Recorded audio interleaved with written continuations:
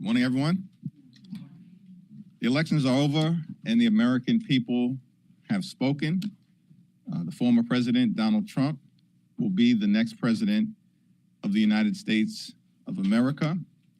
And House Democrats have fallen a few seats short of reclaiming the majority. House Democrats in the new Congress will work to find bipartisan common ground whenever and wherever possible with the incoming administration in a manner consistent with our values, but at the same time, always push back whenever necessary against far-right extremism that will hurt the American people. We will continue to exercise common sense. We will always try to find common ground, but we will also vigorously defend the common good. We need to focus on the issues that matter, beginning, of course, with addressing the economic challenges facing everyday Americans who for far too long in this country, not simply for years, but for decades, have been struggling paycheck to paycheck. We look forward to leaning into that work in a very narrowly divided Congress next year. And we extend the hand of bipartisanship in that effort, while also making clear that we're going to defend Social Security, we're going to defend Medicare, we're going to defend the Affordable Care Act, we're going to defend voting rights, and we will continue to defend a woman's freedom to make her own reproductive health care decisions at all times. Questions? Mr. Jeffries, how concerned are you that the House Ethics Report will not release their findings into their investigation into Congressman Gates? And do you think that's information that the Senate's entitled to before its confirmation? I think it was Justice Brandeis who once said that sunlight is the best disinfectant in a democracy. Transparency is always the best course of action, particularly when it relates to high-ranking government officials. But I'm not going to get out ahead of the top Democrat on the House Ethics Committee, Susan Wild, until she and I have had an opportunity to talk. Mr. Jeffries, you served with Matt Gaetz. You make it him being a nominee for the top law enforcement officer in America. Here's what I have to say about all of the nominations that we've seen to date and those that will continue, as well as the daily outrage that will be understandably engendered, not simply over the next few days, next few weeks, but over the next few months and next few years. Former administration and the former president promised on the campaign trail that America would have the best economy, the best border security, and the best administration possible. And the question that we have to all ask, when we're confronted with nominations like Robert F. Kennedy Jr., are these the best individuals available to the incoming Trump administration? Is Robert F. Kennedy Jr., by way of example, the best that America has to offer?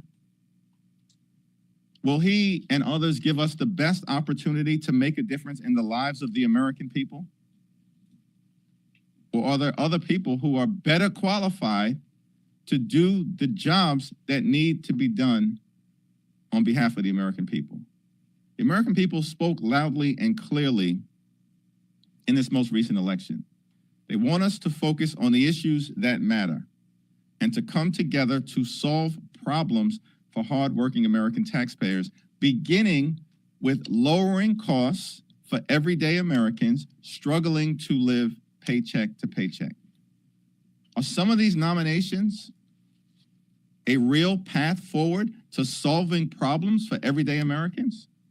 That's the question that I've been grappling with, that the American people are grappling with. And the answer should be clear.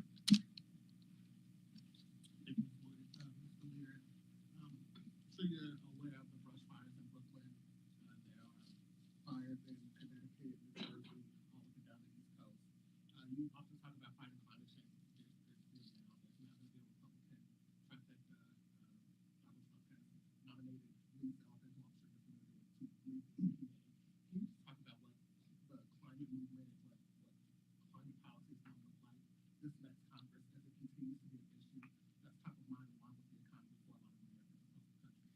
Lee Zeldin is someone I respect, someone that I serve with, someone who I disagree with on a whole host of issues, but actually, given the communities that he represented on the eastern end of Long Island in Suffolk County, has some familiarity as far as these things go in the context of conservative Republicans with the importance of protecting our climate, protecting our environment, and protecting God's green earth.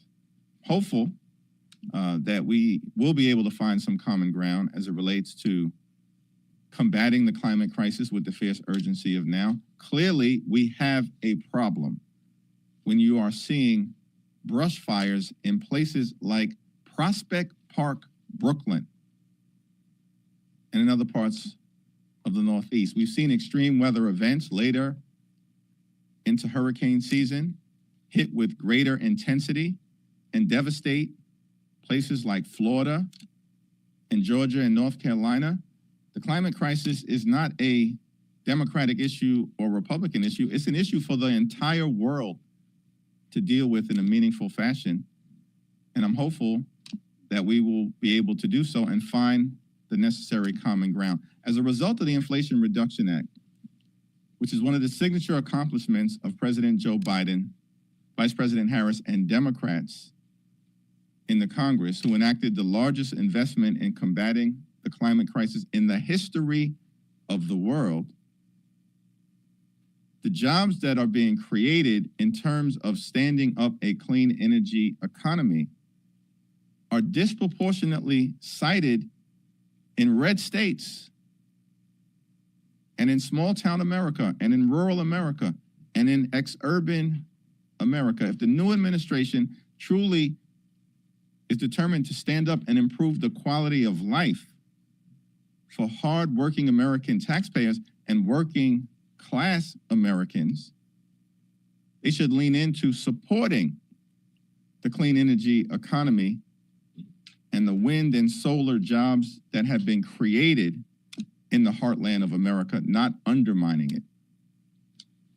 Leader Jeffries, who do you think is the leader of the Democratic Party? Well, I announced earlier today my candidacy to continue to serve as House Democratic Leader in the new Congress, and that will be before my colleagues on Tuesday, and hopefully I'll have the opportunity to continue in that position, working alongside Catherine Clark and Pete Aguilar and every single member of the House Democratic Caucus. We have a responsibility to deliver on behalf of the people that we represent as House Democrats, to partner with the Senate Republicans and Senate Democrats. I congratulate incoming Majority Leader Senator Thune. Look forward to working with both Leader Thune and Leader Schumer. And as I've indicated, we will work with the incoming administration whenever and wherever possible. Thanks. Kevin? To actually build up to that question, what role do you see yourself playing in rebuilding the party going forward? And in what ways do you see that action kind of taking place? We're going to work as hard as we can to organize as House Democrats in advance of the 119th Congress. So we're ready to go on day one to deliver for everyday Americans. That is the most important thing that we can do.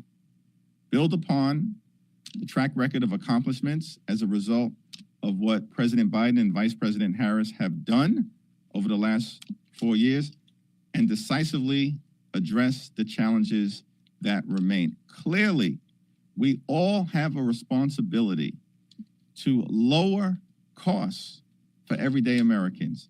We have a responsibility to lower housing prices, lower food prices, lower gas prices, and lower the things that are preventing everyday Americans from getting ahead.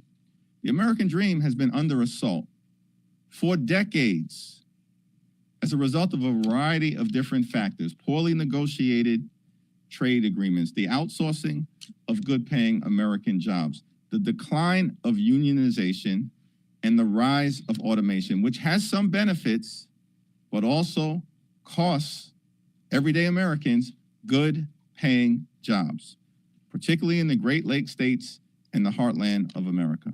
We have to address that issue decisively. We shouldn't address it as Democrats or Republicans or independents. We should address it as Americans. It's something that we look forward to doing in the new Congress.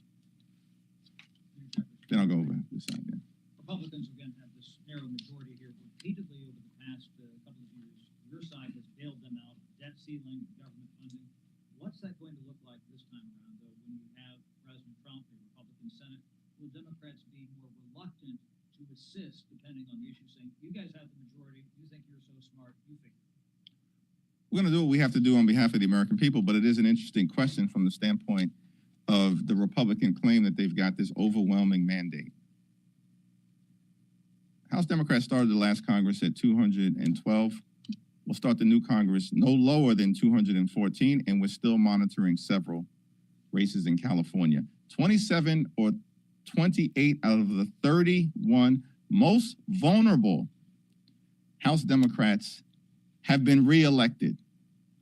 There were 5 open seat races that were tough holds for House Democrats. Tough holds. 1 in Maryland, 2 in Michigan, 1 in Virginia, and 1 in California. We held 4 out of those 5 races. And at this point in time, we flipped this year 8 Republican-held seats. 8 Republican-held seats we flipped. We've defeated more Republican incumbents than House Republicans have defeated Democratic incumbents. But we're still going to fall a few seats short. And the question that has to be asked, if you believe that that's an overwhelming mandate, then of course the American people will expect that you will do the basics in terms of governing, that you will be able to avoid a catastrophic default on our nation's debt, that you can fund the government, that you can meet the needs of the American people. If you believe that that's an overwhelming mandate, where notwithstanding the adverse political environment that happened with a Trump wave sweeping every single battleground state in America, Democrats will have actually increased the number of seats in the new Congress, not decreased, and we're still counting in California. On foreign relations, as a minority, as a opposition, what is your strategy for future support of Ukraine? Because elections might be finished, but the war is happening and conflicts in Ukraine are happening and even increasing. Well, we're going to have to continue to provide the type of leadership necessary to keep the American people safe. Our support for Ukraine, our support for Israel, our support for our allies in the Indo-Pacific relate to America's national security interests, and America's national security interests relate to keeping the American people safe. And it's something that we will continue to prioritize. We prioritize the health of the American people. We prioritize the public safety of the American people. We will prioritize the national security of the American people. And our top priority will be the economic well-being of the American people. And hopefully, in the context of the national security issues, we can find common ground on Ukraine and in other areas with the incoming administration. Thank you, Jeffries. I want to ask you about a Dem leadership race. It's clear that freshman Rep. Jasmine Crockett is planning to challenge Debbie Dingell for the DPCC position. What do you make of a freshman kind of putting their hat in the ring for a senior position like that?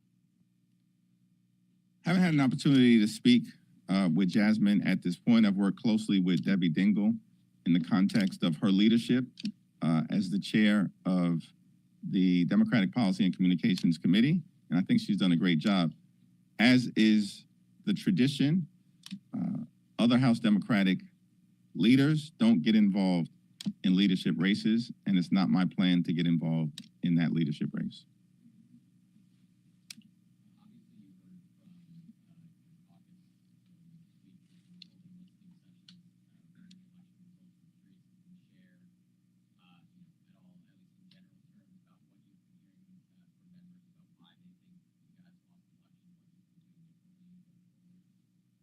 Lost what election? The House, the Senate, or the presidency? We're in the middle of having those conversations. I think the facts speak for themselves. We fell a few seats short. There are a variety of different explanations. 3 seats, of course, were taken away from us in unprecedented mid-decade redistricting in North Carolina. There are a lot of reasons that will, at the end of the day, explain why House Democrats fell a few seats short. But what has been consistently made clear is that we overperformed and defied the national environment. We have to do a better job in making it clear to the American people that as House Democrats, we are focused on making the lives of hard-working American taxpayers better. We are focused like a laser beam on lowering costs and helping everyday Americans who for far too long are struggling to live paycheck to paycheck. And that situation was clearly exacerbated by post-pandemic inflation in America and all across the world. And we have to deal with it decisively. To the extent that there is a consistent theme, we all understand that we have to collectively, in the new Congress, working with the new administration, figure out ways to put the American people into a more sustainable place in terms of a healthy and affordable economy. Jeffries, I'm wondering about the future of AI safety under Republican trifecta and with the clear influence of Elon Musk in the White House. Well, that's an open question in the House. Working with Speaker Johnson, we have an AI task force that's bipartisan in nature, evenly divided in terms of the number of Democrats and number of Republicans. It's led quite capably by Ted Lieu on the Democratic side. And this task force is working to present recommendations to the House of Representatives. I expect those recommendations to be forthcoming, in the next few days, if not next few weeks, so that we can potentially act on some of those recommendations in terms of artificial intelligence safety before the end of the year and have a foundation to do more in the next Congress. Thanks. Leader Jeffries, SBA ran out of money for the disaster relief loan program back in October. We saw on the Senate floor yesterday, Senator Tom Tillis and Senator Mark Warner do a bipartisan dogpile on Senator Rand Paul as they were trying to get money through, saying that for them, businesses will completely fall under if they don't get the money through. Speaker Johnson had said that they were going to address it after the election, but we haven't heard anything. You've spoken to him about this. Is this still a priority for the House? It's a high priority for House Democrats to make sure that we meet the needs of the American people who have been suffering as a result of these extreme weather events. And in this particular case, making sure that entrepreneurs and small business owners and hardworking American taxpayers get the relief that they need and deserve. Do you think they'll be addressed this Congress? Has to be addressed this Congress.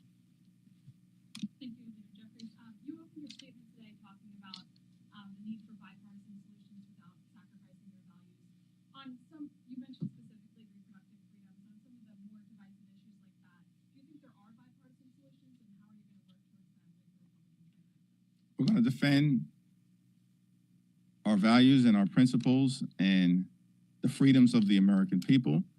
We will defend Social Security. We will defend Medicare. We will defend Medicaid. We will defend the Affordable Care Act. We will defend the progress that we've made on the climate crisis. We will defend voting rights. We will push back against the aggressive, extreme partisan gerrymandering that continues to be a part of the Republican playbook in the House of Representatives. And we will certainly defend a woman's freedom to make her own reproductive health care decisions at all times. It's a decision that should be made between a woman, her family, her doctors, and her faith, not extreme right-wing politicians. And the American people, as was recently affirmed overwhelmingly in New York State, agree with that position. Thank you. Now, President-elect Trump and other Republicans did make gains with just about every single demographic of voter, whether it's minority Americans or women. What do you make of that? Yeah, we're still in the process of analyzing all of that, and we've got to do it in a state-by-state manner to fully understand the dynamics. Obviously, you have the battleground states, and you have a state like New York, which is a very interesting case study because Donald Trump did make electoral gains in New York City in many of the 5 boroughs, including most explicitly in parts of Queens and even in the South Bronx at the same period of time. This year, Democrats flipped 4 Republican-held seats in New York State in the House of Representatives, and on Election Day, the same day that Donald Trump narrowed the margins at the presidential level, defeated 3, not 1, not 2, 3 Republican incumbents, and reelected Tom Suozzi and Pat Ryan. We have to analyze all of these dynamics on a state-by-state basis. We need to analyze it in the context of what happened in the House, what happened in the Senate, what happened at the presidential level. It's kind of extraordinary to me as well, and I congratulate Ruben Gallego and Alyssa Slotkin, 2 incredibly talented public servants, on their election to the United States Senate. We're very proud of them. I think to the point of your question, we also have to figure out that given the Trump earthquake, as has been described at the national level, that there were 7 battleground states, no statewide elections in Georgia, so you can remove Georgia from the equation. Issues in Pennsylvania that we've got to figure out what happened, but that leaves, I think by my count, 5 other battleground states. And in an election where Donald Trump won every single battleground state, Ruben Gallego was on his way to the United States Senate in Arizona. Alyssa Slotkin is on her way to the United States Senate in Michigan. Tammy Baldwin was reelected to the United States Senate in Wisconsin. Jackie Rosen was reelected to the United States Senate in Nevada. And every single statewide constitutional office in North Carolina will be held by a Democrat. Don Davis was reelected in North Carolina. Dina Titus, Stephen Horsford, and Susie Lee were reelected in Nevada. Hillary Skolton was reelected in Michigan. Kristen McDonald-Rivet held the Dan Kildee seat in Michigan. So we have to take some time to assess in a precise way what voters were actually doing at all 3 levels. In the Senate level, notwithstanding the so-called Trump earthquake in the House level, where we've gained seats, fall short of the majority, and that is bitterly disappointing. Bitterly disappointing. But we also have to be precise, trying to figure out what exactly happened all across the map. One thing I can tell you, our frontline incumbents did an extraordinary job, and that's why 90% of them are coming back. And the ones that fell short were up against atmospheric dynamics that proved, particularly in Pennsylvania, too tough to overcome. And our red to blue candidates did an extraordinary job, but we fell short by a few seats, and we're going to figure that out. The one lesson, of course, is that we all have to do a better job of making life better for working class Americans who have had enough, and they are right. The deck has been stacked against working class Americans and middle class Americans and those Americans who aspire to be part of the middle class for far too long. Our jobs going in the wrong direction for far too long. I'm thankful that President Biden and Vice President Harris got the CHIPS and Science Act over the finish line. That's why domestic manufacturing jobs are coming back to the United States of America. More of that, please. We have to do it. And we have to lower housing prices.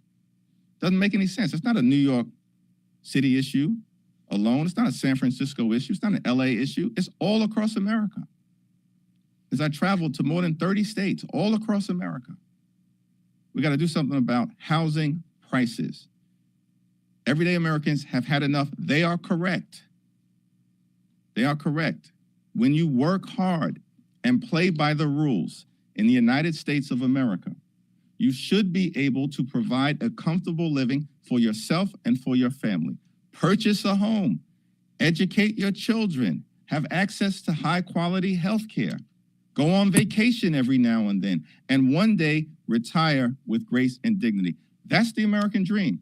And for far too long, the deck has been stacked against everyday Americans. Enough. They're correct. And it should fall on all of us, Democrats and Republicans, the House, the Senate, and the administration, to change that. You served, let's set aside the Ethics Committee investigation. That's not about that. You served, I think, 4 or 6 years on the House Judiciary, on the antitrust subcommittee. What attributes does he possess that make him fit to be Attorney General? That's a question that, a lot of people are asking, and ultimately, Congressman Gates and the incoming president is going to have to answer that question decisively, not simply for the Senate, but for the American people.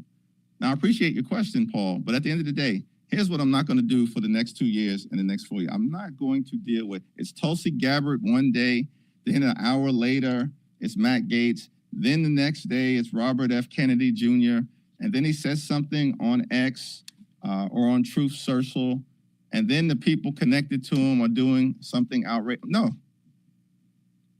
that I'm not doing, because that's all a distraction. These are incredibly important issues. The Senate has a job. They should focus, meaning the Senate Republicans, on being a separate and co-equal branch of government and serving as a check and balance on a particularly out of control, when it emerges, administration. That's their job. Advice and consent should mean something. It certainly doesn't mean rolling over and giving any administration, Democratic or Republican, what they want. The House Democratic caucus will be a check and balance on this incoming administration. That's not a partisan strategy. That's James Madison's strategy. So we're going to do it. And I hope I hope that Senate Republicans will do the same. Speaker Johnson has said he wants to pass a bill this year that would restrict U.S. outbound investment in China, particularly in high-tech sectors that could aid China's military. Do you support that goal, and is there anything else you'd like to see happen in regards to China? Haven't reviewed the proposal, and I haven't talked to Speaker Johnson about that. I do look forward to working with the Select Committee on the Strategic Competition between the United States and the Chinese Communist Party under the leadership on the Democratic side of Raja Krishnamurthy to figure out where we can find bipartisan common ground on the issue related to China. Not because we seek conflict with China, but because we are in a serious competition that America must win. Last question. What is Democrats' strategy to combat Trump's agenda, not only between now and January, but also, next session as well? Well, I think that part of the reason why we are in the midst of having a family conversation that's going to be comprehensive, candid, clear-eyed, and continuing is that we're going to have a unique role as House Democrats to make sure that we are partnering with the incoming administration when possible to make a difference in the lives of the American people while pushing back against far-right extremism whenever necessary. And that's a team effort. And I'm honored to be part of the team. And we'll see what happens on Tuesday when we have leadership elections. But we know the mission. The mission is first and foremost to make a difference in the lives of the American people and to lower costs and improve their quality of life and solve problems for hardworking American taxpayers. Hopefully, that's what the administration that will be sworn in on January 20th is prepared to do as well. Thank you, everyone. Can you say one more, sir? Thank you, everyone. Do you think Knicks or Nets will win tonight?